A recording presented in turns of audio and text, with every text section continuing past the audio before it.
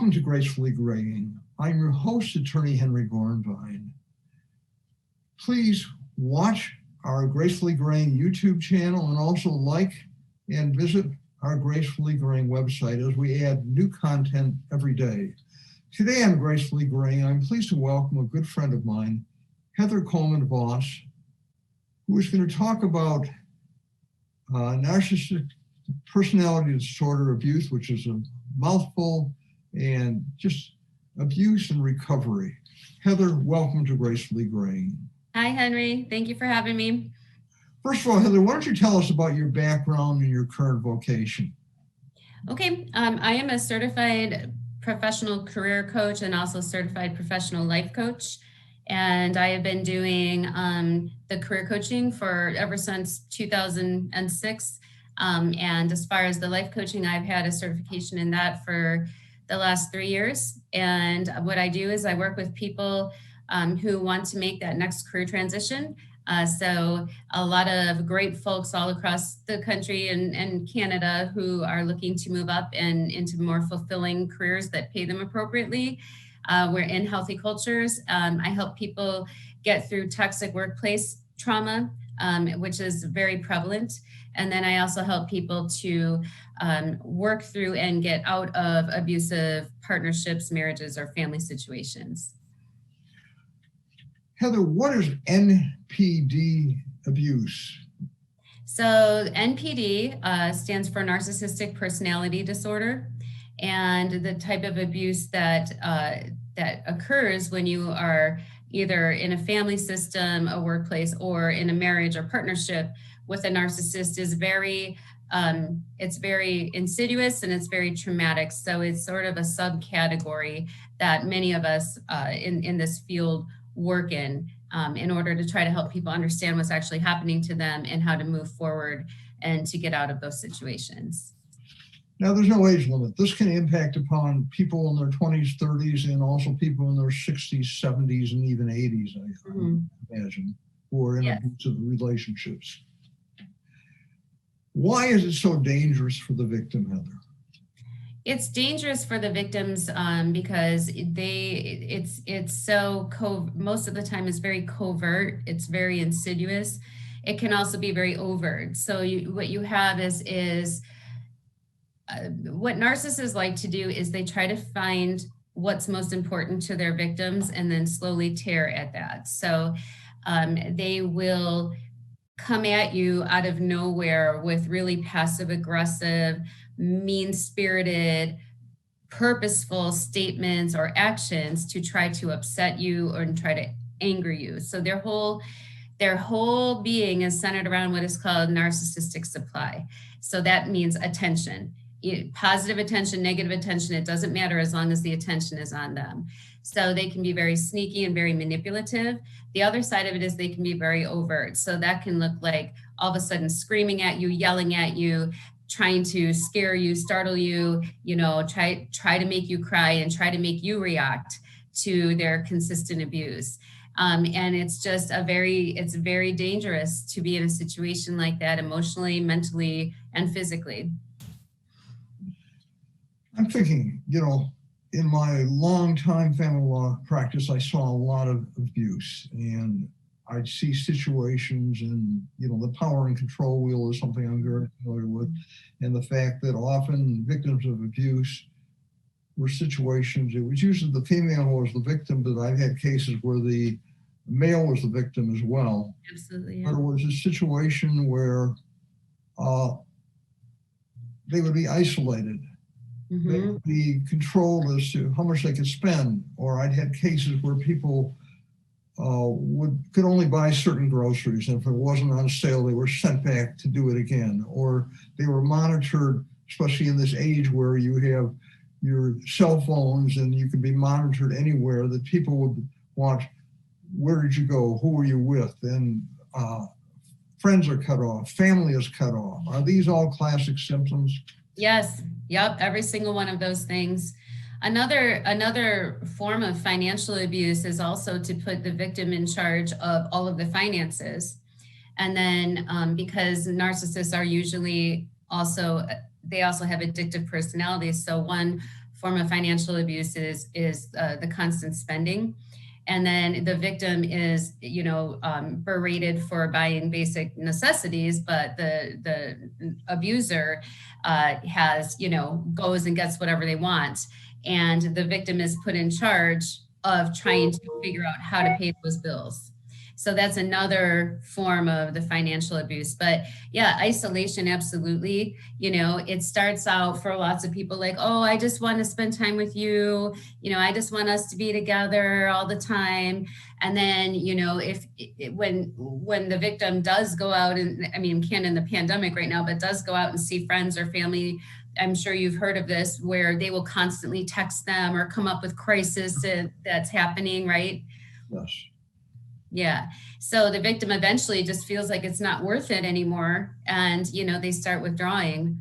And they also become isolated because they're ashamed of what's happening, and it's very confusing. And they're often told, if we're committed to each other, we work out our own issues. We don't tell other people about our issues because, they set the stage early for that, because we love each other. We can work out anything. So the victim is silent because they've been conditioned to believe that they can't discuss what's happening in the home outside of it. So there's lots of reasons for that isolation. And I'm sure you've seen, unfortunately, many cases. Heather, what is gaslighting? Gaslighting is when someone is deliberately lying to you or doing something to you in order to try to make you feel like you're crazy. And again, remember, it all comes down to attention. So gaslighting could look like stealing your personal item and hiding it, and then watching you looking for it and saying that they have no idea where it is, and then putting it back later. It could also literally be lying to you about something that they just did. And if you call them out on it, they will tell you, I never did that. I never said that. You're crazy. And it can be very blatant, and it can be very covert. So there's many different forms of gaslighting. And it all comes back to wanting to manipulate the victim and be in control of them. Heather, why do narcissists continuously lie? Because for them, it is in their minds, they feel like it's a form of control. So they will even lie about good things. They will lie almost continuously. And they also love to triangulate people. So they will tell person A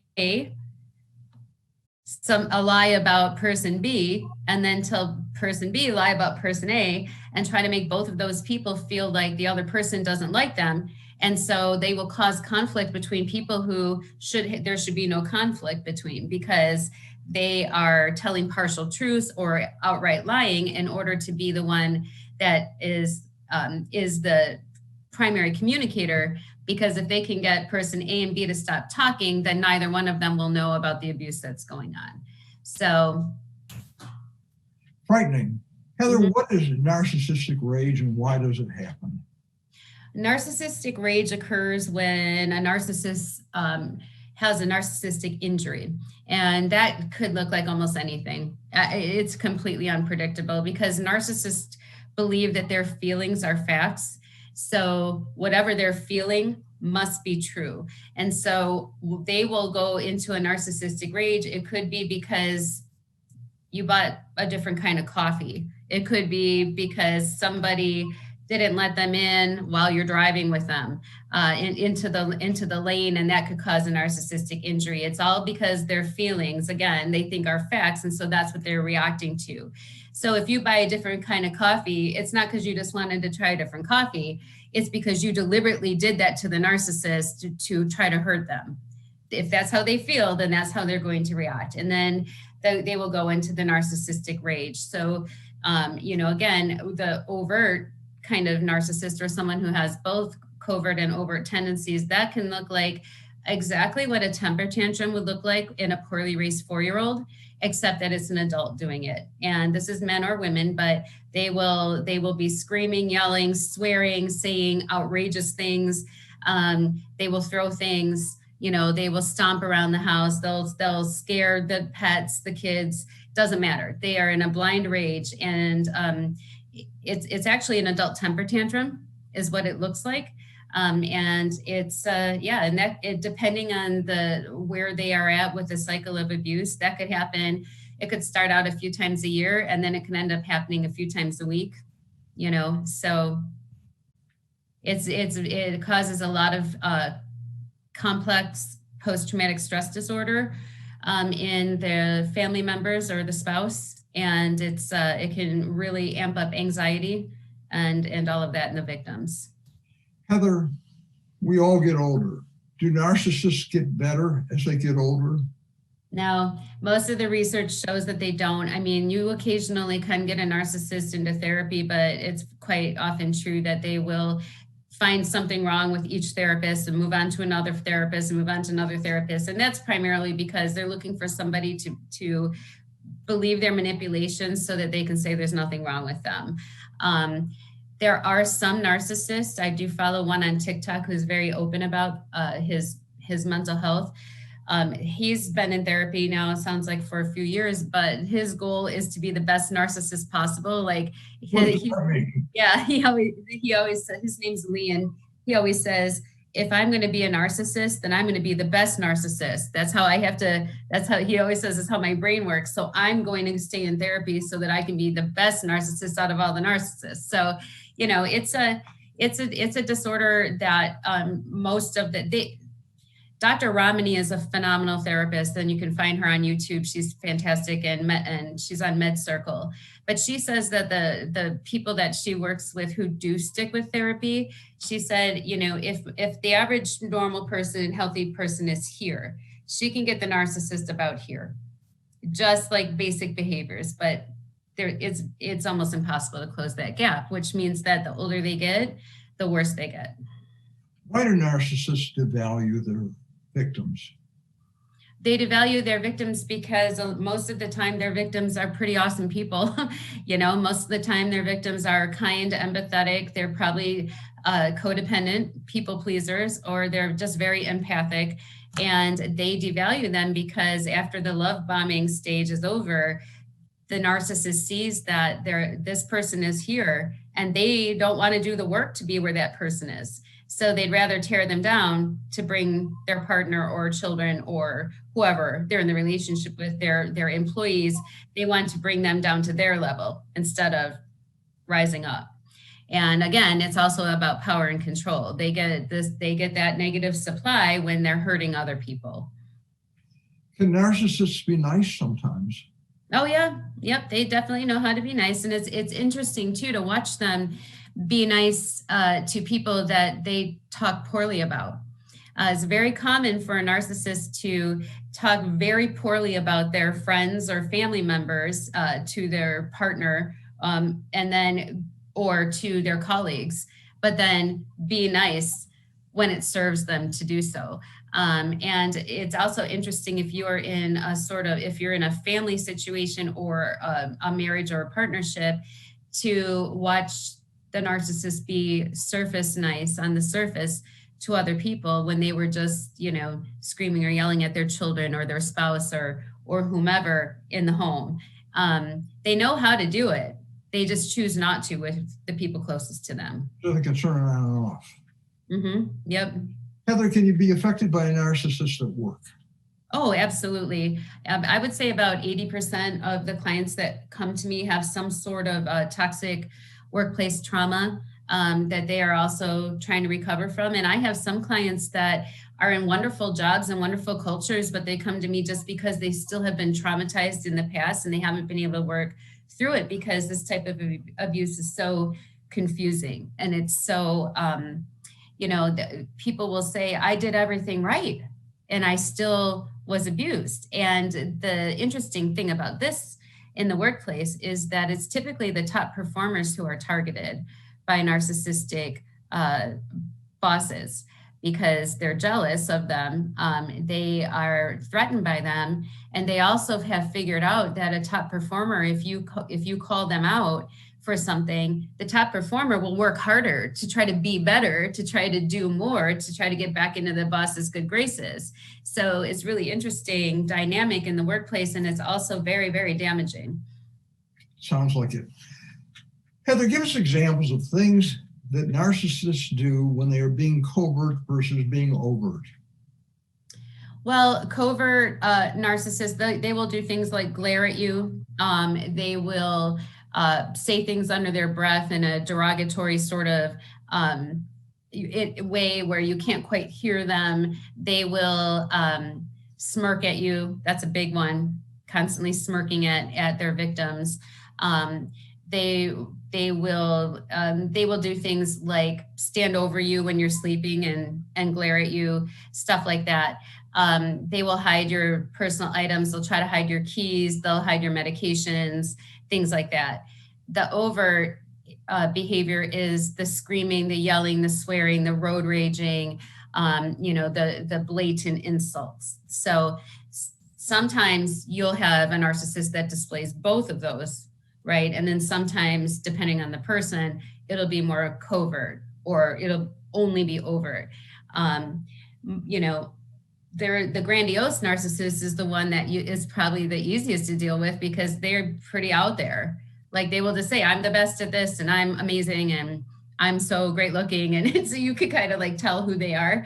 But the coverts are all narcissists are insecure. They have toxic shame, but the coverts are extraordinarily, insecure. And so that's why they will do all that covert behavior. And then again, they also can be very overt in their abuse as well. So, Heather, what about when it crosses over into violence?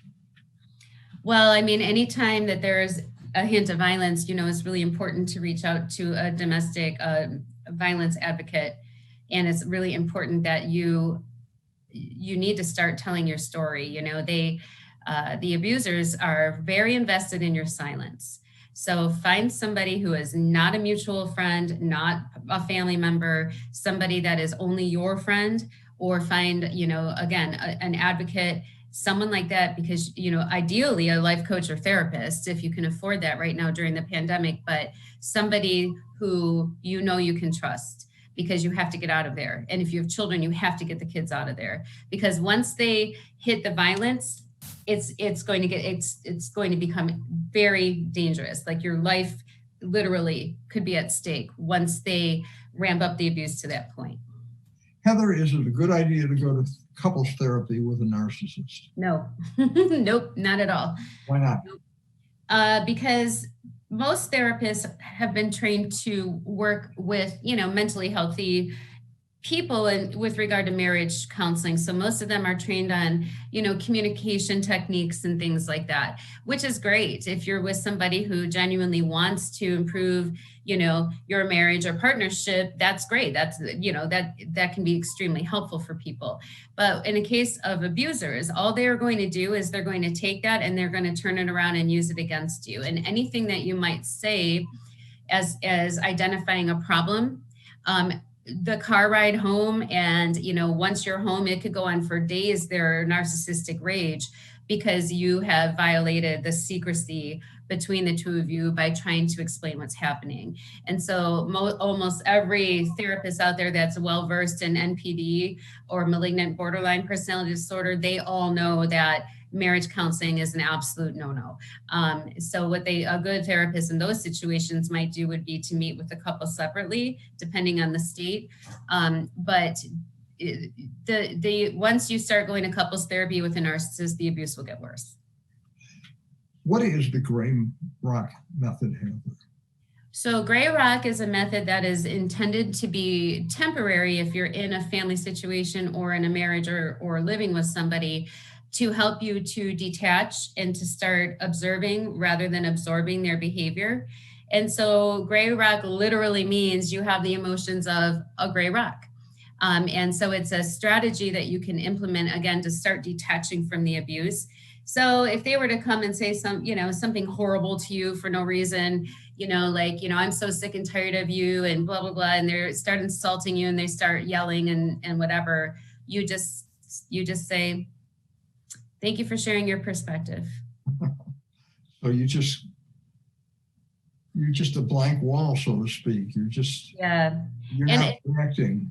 It's hard for people at first to kind of wrap their head around it. You do have to practice, but it's like saying things like, I see, okay, you know, you're entitled to your opinion. I'm not having this conversation right now. You know, you can say, you seem mad. I hope you feel better. And it's just very, Does that diffuse things or does it make the narcissist even more angry? it usually will cause them to act out even more, but the difference is that you're not absorbing it anymore. So you're not getting entangled because there's another great therapist on YouTube. Her name is Chris Godinez, and she talks a lot about the U guns, right? So you could say something like, hey, you know, are you going to take out the trash because you said you were going to do that yesterday? And all of a sudden they'll say, well, what about you? What about time 15 years ago that you did this or you didn't do that? And they start, it's called word salad. So they start all this nonsensical arguments just to deflect from the fact that they didn't follow through on something, which is very typical. Narcissists will tell you all the time that they're going to do stuff and they just won't do it. And you know, so they're coming back at you with you guns and the word salad. But what you're going to start doing when you start to de-escalate and using the gray rock is you're going to start seeing this behavior for what it is, which is adult temper tantrums. And it's not going to affect you as much. It's not going to affect you personally. If you are in the unfortunate situation of co-parenting with a narcissist, you really do want to flip over to parallel parenting instead, because you're going to get all kinds of emails and all kinds of texts and stuff trying to use the child or children as a way to get to you. So if you get one of these crazy emails that are 7 paragraphs long and there's one question, what time are you picking up our son? Then you ignore all of that. And the only thing you say is, I'm picking up our son at 6. And all of that is gray rock. Does that make sense? Yes. You're just putting barriers up, for lack of a better word. Heather, how does one break out of an abusive relationship or marriage? I think that the first thing is you have to stop making excuses for the behavior. That's what a lot of people do, because when they're in the love bombing phase, when they're first trying to get you to be in a relationship with them, what they're doing is they're mirroring you. So they're pretending that everything that you like, they like, you know, the type of person you are, they're that type of person too. And if you're codependent, you don't understand this initially. And so what a lot of victims do is they want to stay in the relationship waiting for it to get back to how it was in the beginning. And, you know, they will make excuses like, oh, his blood sugar was just low, or she just, you know, she's had a really hard time lately. I'm sure she didn't mean it. And as soon as that abuser sees that you're going to accept the behavior, now they know what they can get away with. And that's why it progressively gets worse. Yes. So recognizing that you are being abused and you are being traumatized and that this person is not going to change, because if they wanted to, they would. That's the first step, I think, in realizing that you need to start making an exit plan and an exit strategy. Heather, what about someone who is gracefully graying in the demographics of our community and is in an abusive long-term relationship? I mean, I've seen victims leave, you know, and divorce in their 60s and 70s. I mean, you don't have to, just because that's how it's been doesn't mean that's how your life needs to be. And, you know, when you do break away from the narcissist, it's just amazing how joyful and peaceful your life is, you know, and I would just really recommend to anyone, it's not too late to live a life free of abuse. You know, I don't like to see people have to get divorced. I'm sure you don't either. That's your line of work, but it's necessary if you're being abused to break free of that. Heather, what about the impact of alcohol, drugs? Is that often tied in with the narcissistic personality and abuse? Oh, yeah. Yeah, there's a lot of research out there that shows that most narcissists have multiple addictions. So it could be drugs, it could be alcohol, it could be even like pot, even though it's legal now, excessively smoking pot, you know, smoking, porn addiction, gambling addictions. You're usually going to find any combo of that to be the case with a narcissist. Someone wants to break out. Often therapy is an answer, but then you've got the abusive spouse or partner making it difficult. How do you get around that? Well, I mean, the best advice is not to let on that you're leaving. You know, not to tell them anything personal. So you're just going to talk about the weather, you know, the kids or grandkids, and the dog. I mean, you're just not going to have much conversation with them because they're dangerous people. If they find out that you are planning on leaving them, that's where it's the most dangerous time. And that's where the physical abuse can start or become worse, when they know that you're trying to leave them, because narcissists don't see you as a person. They see you as an object. They believe that you exist for them and you're an extension of them. So in their mind, you're not allowed to leave. And that's why you have to be really careful with your exit strategy and get support. Where should someone go to seek help to get out of or end an abusive relationship? If you are able to afford a life coach or therapist, what you want to do is you want to look for coaches or therapists that specifically state that they specialize in domestic violence, and or you can look to see if they specialize in cluster B personality disorders, but a lot of times that's not something that you might see right off the bat. So you want to look for domestic violence. You also want to locate your nearest domestic violence advocate. So you can just Google search that and see which organization that is, depending on where you live. I'm sorry, I'm having a little bit of that COVID brain fog and I can't remember the name of the agency. Do you remember?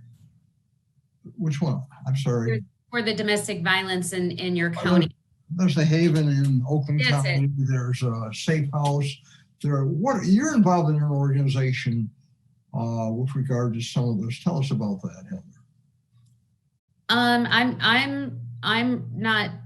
I'm involved with other people that are involved in this arena. And I have a coach that I become quite good friends with on YouTube. Her name is Angie Atkinson, and she's great. And she is starting an organization for other coaches and therapists who specialize in this, but it's still in the works. So I'll let you know. We wait to hear.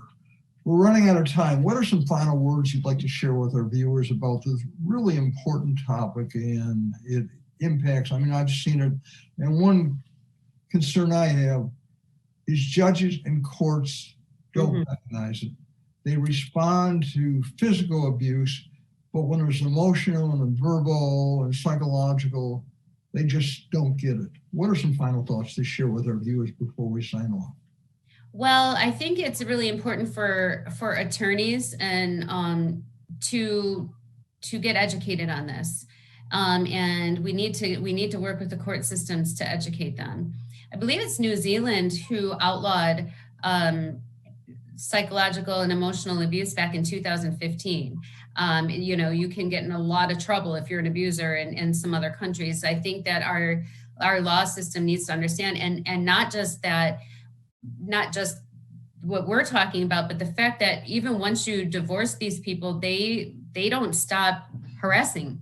No. They don't stop the behavior. They don't stop, trying to get other people to harass their victims, which are their flying monkeys. So it is dangerous, I think that the other thing I would like, if anybody is experiencing this, to say is that, high value people don't try to make other people feel worthless. So if somebody is telling you that you're worthless, you need to recognize that this is on them. This is not about you. And there is no 50-50. There's no communication with a narcissist. You are not responsible for their abuse. We're out of time. Look for the good in people. Heather, I want to thank you so much for being our guest on Gracefully Graying. I want to thank our viewers for watching Gracefully Graying. Again, please watch this phenomenal interview with Heather Coleman-Voss on our YouTube channel, and also visit and like our Gracefully Graying website. Thank you again.